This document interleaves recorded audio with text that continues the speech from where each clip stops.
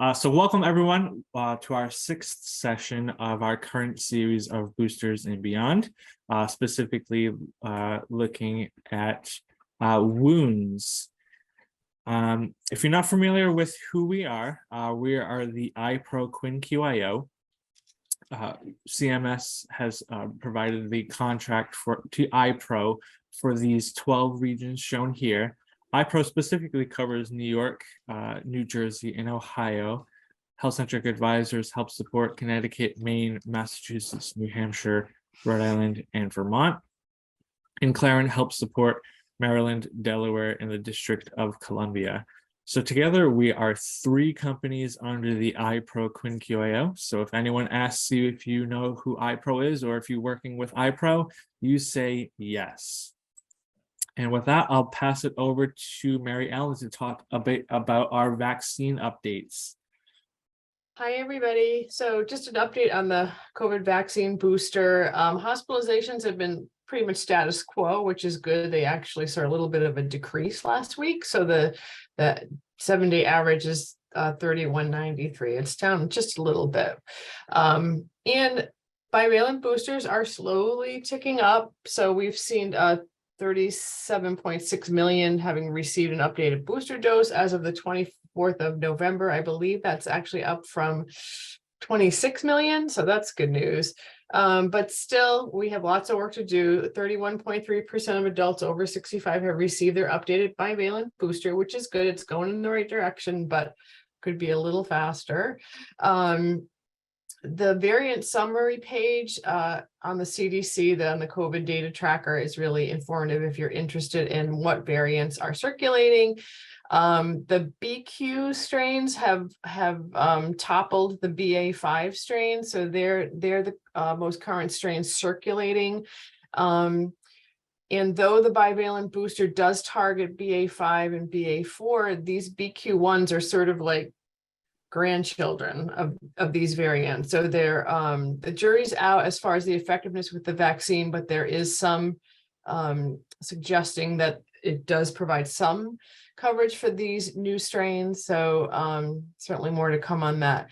The other thing is surveillance is being done with wastewater, as I'm sure a lot of people have seen. That's sort of been the up and coming increase in a lot of states. And the good news as far as that surveillance goes is that BA5 has been consistent with being the most dominant strain. So again, the bivalent covers that, and that's a little bit reassuring that the vaccine is covering it. Next slide. As far as influenza, no surprise. I don't know about you folks, but we had some relatives that couldn't make it to Thanksgiving dinner because they had the flu. Activity is elevated across the entire United States at this point. H3N2 continues to be the dominant strain, with H1N1 the strain from that 2009 pandemic that we had.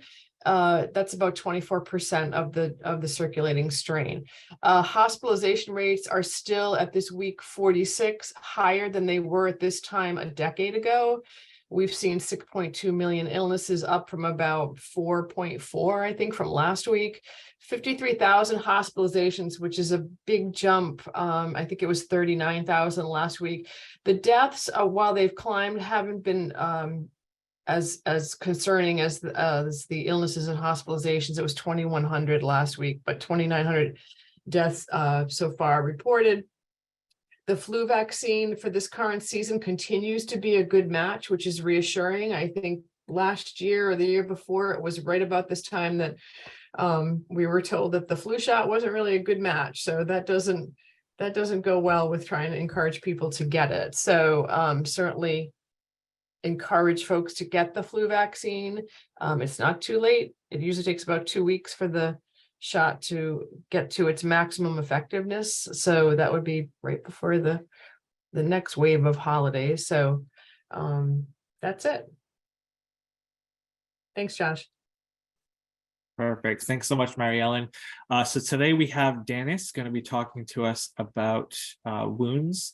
We're going to be reviewing the wound and skin assessment and documentation, as well as assessment at the time of admission. We're going to talk a bit about staff competencies and understanding what the staff are looking at, as well as putting together an action plan, acting upon changes, and then components on wound care as it relates to health equity and race. So with that, I'll pass it over to Dennis. Thank you. And this is very timely after listening to Mary Ellen, because as we know, when one of the residents gets sick with the flu or COVID or RSV or pneumonia, their intake decreases and they're in bed more and they're more likely to develop some kind of a skin issue. So we are guided, as we know, by all things by the State Operations Manual, and in Appendix PP, the pages specifically that speak to skin and pressure are pages 281 through 282. There's the pressure ulcers, as well as there's issues regarding non-pressure related skin ulcers and wounds. There's also guidance in the RAI manual and Section M in the MDS, and of course, doing the right thing. So next slide, please. In this State Operations Manual, they talk specifically about pressure ulcers and a facility's responsibility. And each facility is responsible to make sure that they provide every resident with care to prevent pressure ulcers and ensure that they do not develop pressure ulcers unless the clinical condition shows that they were unavoidable. And that's not that they were sick or had a flu or something. And if they did develop some pressure ulcer, then the facility is required to ensure that they have appropriate treatment and services to promote healing, prevent infection, and prevent new ulcers. The goal is always for healing. So, you need to constantly make sure that you're reevaluating your treatments and everything. And then for issues regarding non-pressure related skin ulcers, again, that's in the State Operations Manual for more details. Next slide, please. Oh, they also in the State Operations Manual specify what is avoidable and non-avoidable or unavoidable. Avoidable means that the facility did not do one of the following. They did not evaluate the resident to see if they were at risk. They did not implement interventions that would make sure that they did not develop some pressure injury or skin injury. They did not monitor those interventions and evaluate the effectiveness, and they did not revise the interventions with the goal to promote healing. Unavoidable would be that they did do all those steps. They showed documentation. They showed that they've done everything possible, and yet the wound was not healable or continued to worsen. So, as any in-service or anytime I've spoken, I'm always talking about documentation. You need to make sure you're constantly documenting what interventions that you've provided, monitoring, evaluating, and then revising whatever you've done. Next slide, please. We all know that our residents are at high risk for wounds due to a compilation of issues, and some are just listed here. Their immobility, their incontinence, the numerous comorbidities that they have, probable weight loss, circulation, cognition, and their need for reminders for positioning and toileting, their overall frailty and fragility, the fragile skin, nutrition, sensory loss, neuropathy, and their need for assist. On the MDS, there is a question, is this resident at risk for pressure injury? I'm not sure what your facility does or what your MDS staff is coding. If they routinely code no or, some of your residents are coded no, and then that resident develops an issue, that may trigger your facility or surveyors or someone to look at your facility as not having evaluated and assessed that resident appropriately. In my experience, best practice is generally to mark every resident yes, for being at risk, because every one of our residents has one of these or some other risk element to put them at risk. Yes, it may cause more work with a care plan or a CA, but it will show that you have identified the risk factor in advance. So if they develop an injury, a skin tear, a circulation injury, or a pressure injury, you have identified the risk factor far in advance. And that's, truly just, best practice. So next slide, please. Here's some data that is available on CMS, and it's the state overall averages of a long stay resident with pressure ulcers. So I'm not sure how your facility compares. I've also included the rates for residents that have weight loss, as well as those that have incontinence of bladder and bowel, because those, as we've talked about,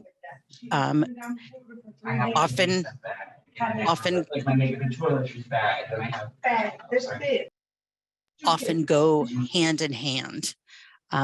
So you'll want to, people with in your facility with pressure ulcers, look at your quality measures or CASPR data and see what else they may be triggering for, and see what you can do to lessen their risk. Next slide, please. So due to the high risk of wounds, we should be preventing and assessing, and then timely making sure that we identify changes, doing effective wound care for wound healing, making sure that we're doing appropriate infection prevention and control, and then documenting and communicating any changes. And your wound care or a skin process should really consist of all of these elements. Next slide, please. Every resident, as I said, is at risk. So prevention really should be the heart of your facilities process. Every one of your residents should have a skin care plan, and it should identify that all your residents are at risk for some type of skin injury. Routine skin assessments or inspections should be the norm. Does your facility have a schedule or process in place? If not, you should, best practice is to have something either every shift to just do a, ongoing inspection, and then a weekly head to toe. And do you do competencies? If so, what elements are included in those competencies? Your routine skincare. Do all your residents have some kind of lotion or soap with some kind of hydration? Because dry skin is vulnerable skin. Do your residents that have some kind of incontinence have some kind of barrier cream? Because if they're exposed to moisture, that's a risk factor.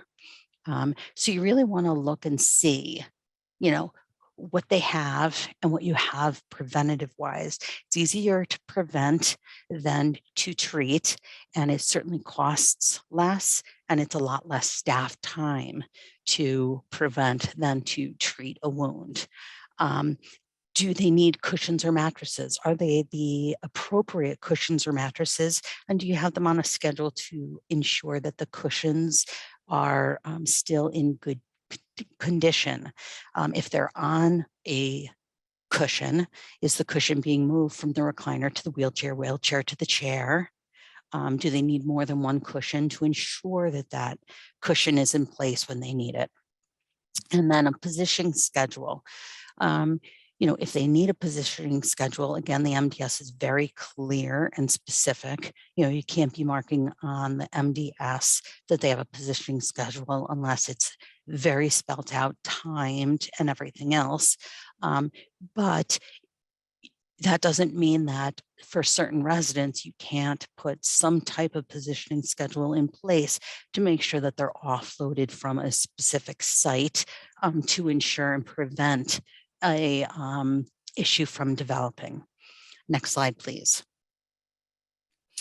So again, going with risk factors, if that a resident has had a previous pressure, ulcer, or injury, that puts them at higher risk. So that skin, though it's healed, is never going to be back to baseline. It's going to be more at risk for recurrence. So, you'll want to put preventative measures in place for that area, as well as other areas. If they have comorbid conditions such as end-stage renal disease, thyroid disease, or diabetes, look at their medications like steroids, for example. If they have issues with blood flow, arterial insufficiency, that's of course going to put them at risk, but then our treatments for that, like for example, TEDs, are also going to be a risk. So those people that are wearing TEDs, are you checking behind their knees? One of the worst pressure sores I saw once was behind somebody with cognitive impairment's knee from wearing TEDs, or down in their shoes where the TEDs bunched up in their shoes. So is the treatment causing an issue in relation to what we're trying to fix? And are we constantly, again, reevaluating our interventions? Next slide, please. Sometimes a resident's refusal on some aspect of care or treatment is going to increase their pressure ulcer risk. Those people that don't want to participate in ADLs, they don't want to be toileted, they don't want hygiene provided. And that's where you really need that education for the staff to document how many times they've attempted to provide that. Because then that resident who develops some kind of a skin injury, whether it be, fungal or moisture or friction or pressure, at least you've had the documentation to show that attempts to intervene and prevent have been attempted, and the residents have the right to refuse, but that you and at the facility level have attempted to prevent. Undernutrition, malnutrition, overnutrition, and hydration deficits will put people at risk. And then of course, pressure points. And, one picture I've shared on the slide, but we all know, if somebody's wearing glasses, are people aware to check over their ears, and the little crease on their nose with any change in condition? What if they wear their hearing aids to bed? Are people taking their hearing aids off and checking where the hearing aids sit? Not only the oxygen cannulas, but their glasses if they doze off. And there's so many areas, the back of their head, underneath their hair, and between their toes, where their toenails might be just catching on the toe next to it, or the skin assessment should be so minute and detailed to ensure that you truly are identifying areas of breakdown as quickly and early as possible. Next slide, please. So who is responsible for performing your skin assessments on admission, and how frequently are they done after an admission? So far we've kind of been talking about at-risk people and, but when you get a new admission, as we all know, once something is found after a certain point, it's yours and you own it. So when someone first comes in, who is doing that initial assessment. And if it's a short-term rehab person, is that skin assessment a priority, or does that person, is that person whisked off to therapy?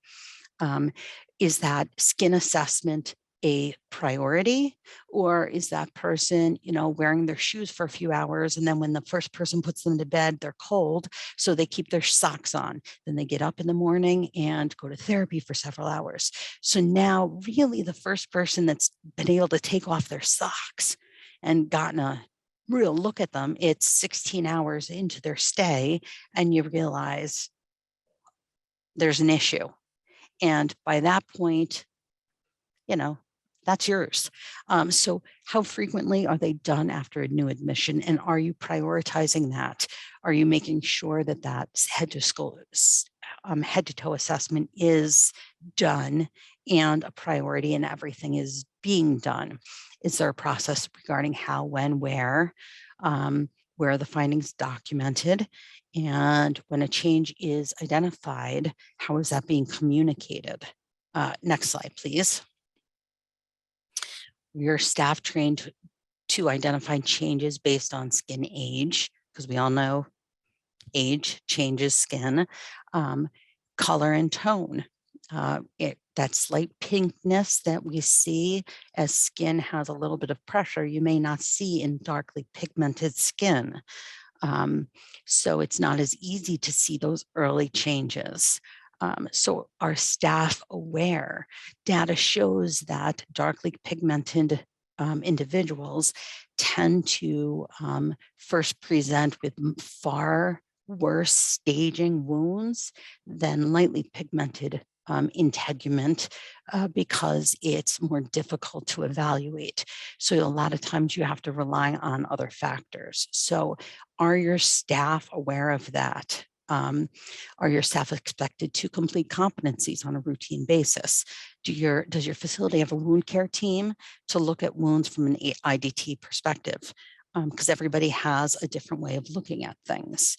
And do you have somebody that you can consult to offer guidance if you have something that you're not able to heal or you're running out of solutions for? Next slide, please.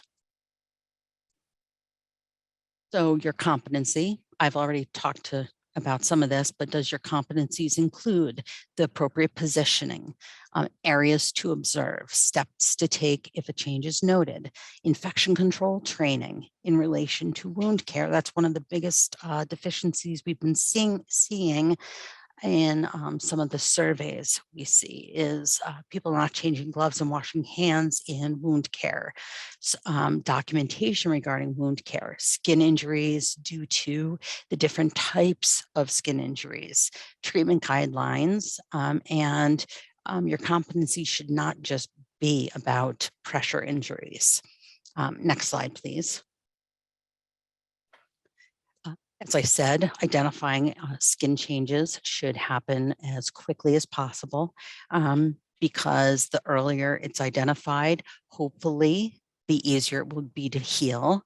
The skin is the largest organ in the body, and it's the best protection for the body. Prevention and care of the skin is more effective and less expensive than care of a wound.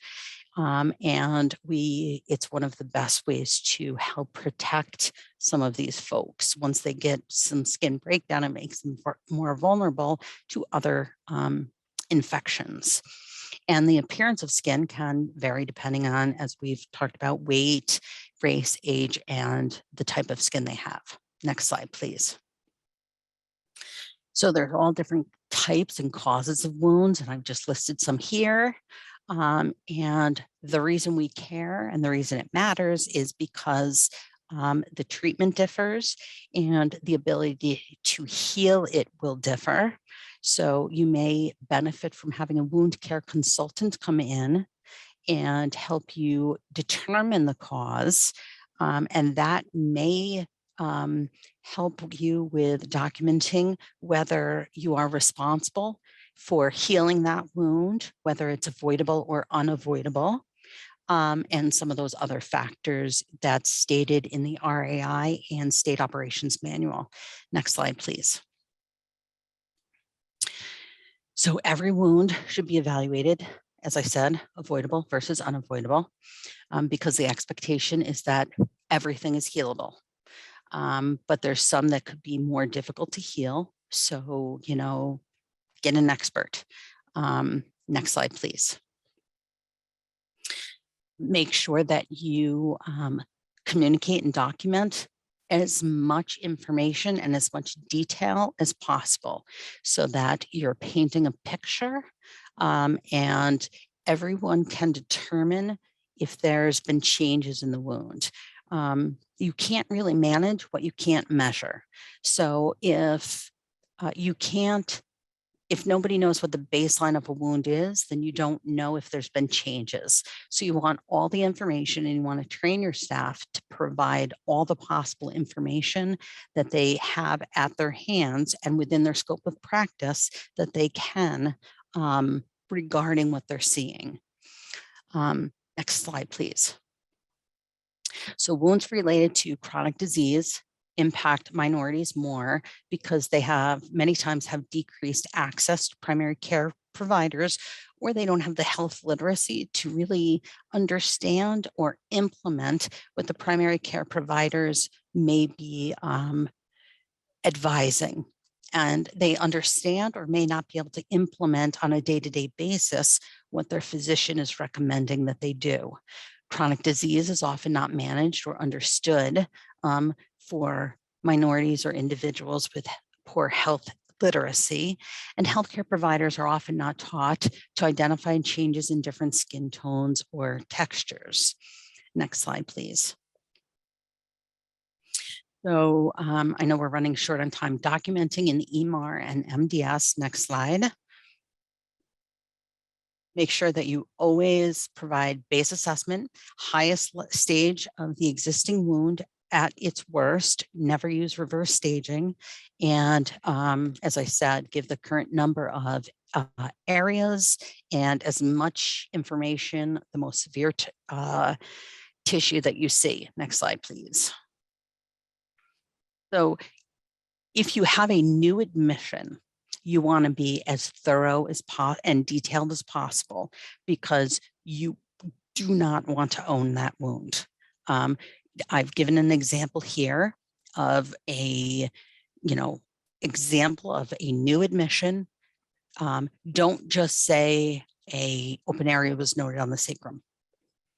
Give as much detail as possible, depending on your again, scope of practice and what's allowable by state, but you want to measure and give a baseline as to the severity and ugliness or how dirty the wound might be when you're receiving that person, so that, as I referred to earlier, in 16 hours, it doesn't come back to seem like this person got it from you or you didn't put the right interventions in place.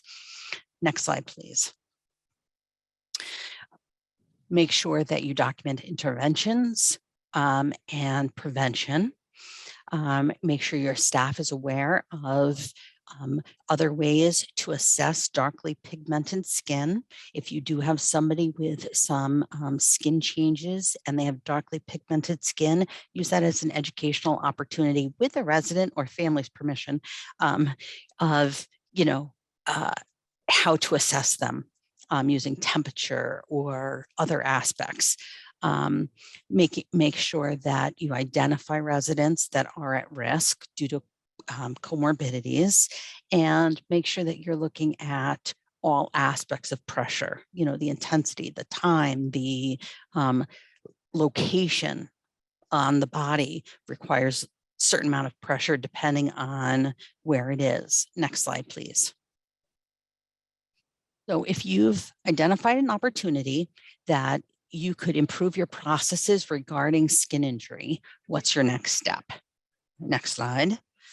It's a great opportunity for quality improvement.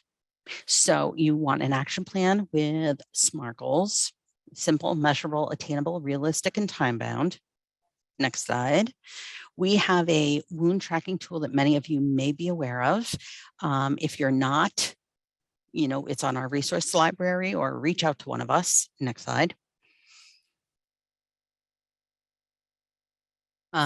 There's lots of resources from the National Pressure Injury Advisory Panel in our IPRO resource library. And AHRQ has an entire section related to wound care and skin that can help you build a QI program. Next slide, please. Also, if you're interested in more assistance in putting together like a true QI program, contact one of us. We're happy to help you put together an action plan, a performance improvement plan, or whatever, or consult your local wound care consultant, and they can help kind of get you started on your current state. Next slide. Any questions, comments? I know that was a lot. Thanks so much, Dennis. We actually had someone share that they are using the IPRO tracking tool for wound care. Awesome. With their QA team, and has shared that it's been very much beneficial to them and their team. Yes, our tracking tool really helps you drill down to different aspects, and it provides you graphs and all kinds of beautiful things to present to your QI committee. So, but if there's other information, other resources that you'd like, other guidance, don't hesitate to reach out to any one of us. We're more than happy to provide you any assistance at any time. Yep, and I did put a link to the tracking tool in chat for those who are interested in using the tool. We have another question. Any chance the presentation slides are available as a resource? So Leonie, we do have to get the slides 508 compliance. So the federal government requires that we make sure that the content is accessible for those with disabilities. So we have to make sure that it gets cleared to that before we're able to publish that.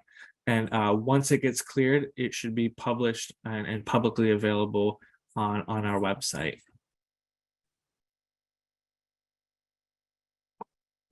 Any other questions that we might have from anyone?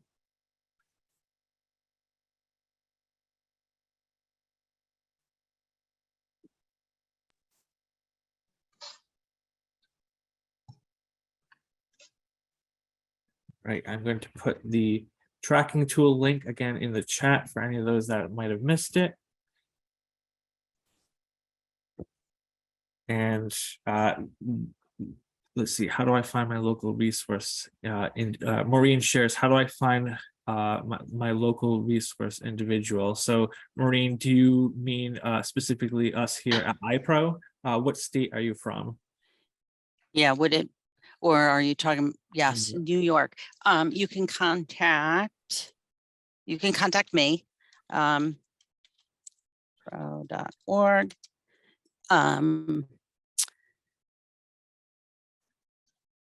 And Lisa, Lisa, what state are you from? So Maureen, feel free to contact me. My link is there. Lisa, grab my email and stick a little reminder on your calendar for 3 weeks from now, and then shoot me an email, and that will help me check and see if it's in the resource library.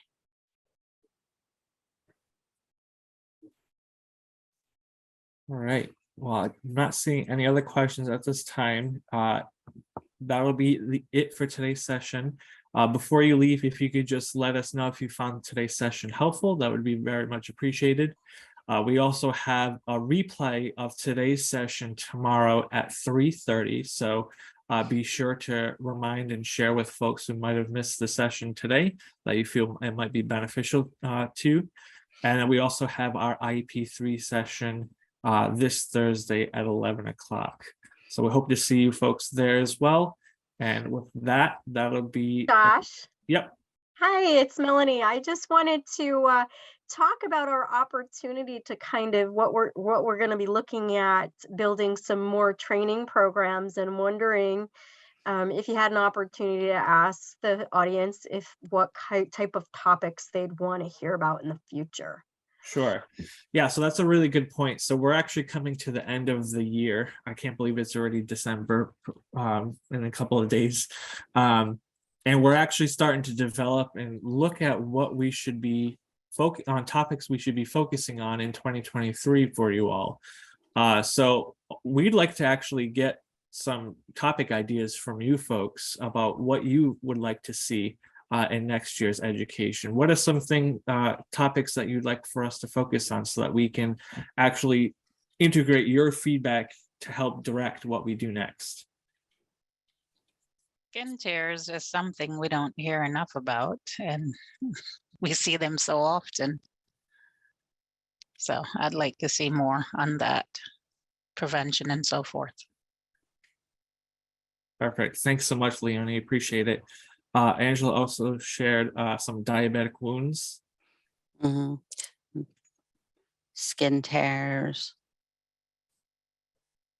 Yeah. So skin tear, diabetic wounds. It doesn't have to be just related to wounds, by the way. If you have any other topics, I know today we're talking about wounds, but any other topics, anything under the sun that you want us to cover in your for topics, we're glad to take a look at. We're starting to look and develop some some tools regarding psychotropics right now. Yeah, So- Lisa shared behavior management to Yep. prevent psychotropic medications. So definitely antipsychotic medications, staff education tools, nursing documentation, EBP, liability or litigation related to pressure injuries. Another thing I was, you guys probably went to the presentation, I think it was in the last series, regarding readmissions and communication with medical providers, communication with families, and fast recognition of changes of condition.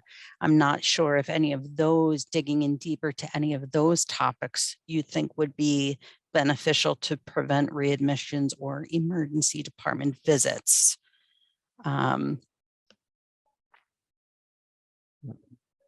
So Sheila put a question, just wondering if any facility on the call is collecting signed declinations for bivalent boosters for staff, because currently we only do this for residents now. Thank you. So if anyone is collecting that information, if they want to chime in to share with Sheila. Yes, Billy said they're doing it. Individualized care plans for dementia, timely provider notification, family notification. Yeah, so this is all very helpful. Yeah. I appreciate you all chiming in on topics you'd like to be focused on as we start to develop education for next year. So thank you so much everyone for chiming in. I'm going to leave the call open for another minute or two. So if you have an opportunity to chime in anything else that you'd like us to cover. Fall prevention. That'd be great. We're taking notes and gonna be saving this chat so that we can go back and, like I said, use to help determine what we're going to use in the future. We do have, I think it's next week that we're doing some falls, right? Yeah, next Tuesday we're going to be talking about falls and fall prevention. And Melanie had also put in a chat. We have our nursing home education summit on December 8th. It's an all-day event. We're going to have a lot of different speakers, a lot of different topics. Should be a really great session. So if you're interested in attending that, even if you can't attend for the whole day, just pop in and out. It's one link, so you can just put it on and have it play all day in the office. The link for that Melanie had put in to chat as well, so be sure to check that out. So Joanne, as far as a link for upcoming webinars, you should all be receiving weekly newsletters from us about the education that we have available for each week. So if you're in our Rolodex and our contact information. So Joanne, can you put your facility that you're from and your email address? That way I can make sure that you're correctly in our system.